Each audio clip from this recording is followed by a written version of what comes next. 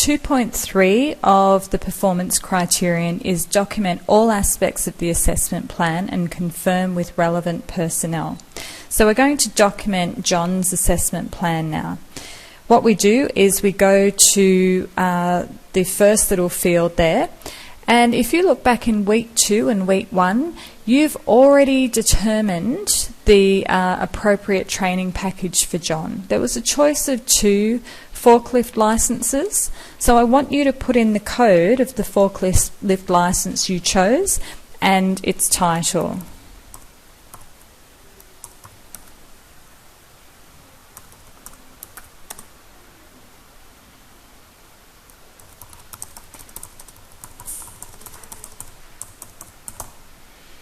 Now, this next section we'll come back to at another portion. We'll be using this assessment plan document throughout week 3 and 4, so we will get back to this.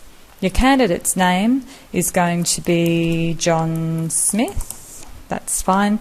And we've put in a fictitious phone number. Now you go and print your name. Make sure you put a fictitious phone number there. Mike Doe. Now these are documents that can be audited and can be requested by the candidate. So you must ensure that there's correct spelling, correct capitalisation, even the way that you're putting in the location of the assessment, which would be at the workplace, use capital letters. Use capital letters here in the street names. A whole caps lock there for the suburb, which comes on a new line, as well as the state abbreviated and the postcode. No commas in between them. So that is the correct formatting for that.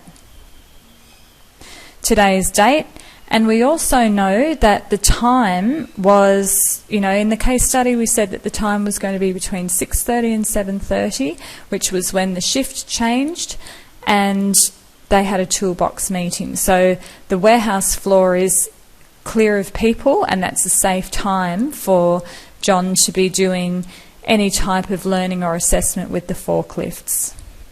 Now there's no industry specialist required. You would be the specialist. You would have been driving pallet forklifts for years, and that is the level that's required, that vocational competency, in order to train and assess in that forklift license. So that isn't applicable. NA for not applicable, for industry specialist required.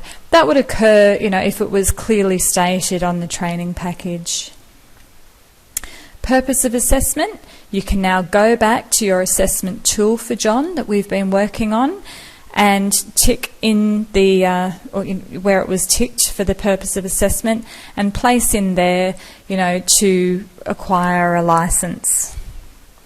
Now, under unit of competency, element 1 is what we'll be assessing for John, or pretending to, and we'll be looking at just performance criterion 1.1. So what I need you to do here is put in the title of that element, and then actually write that performance criterion out in full.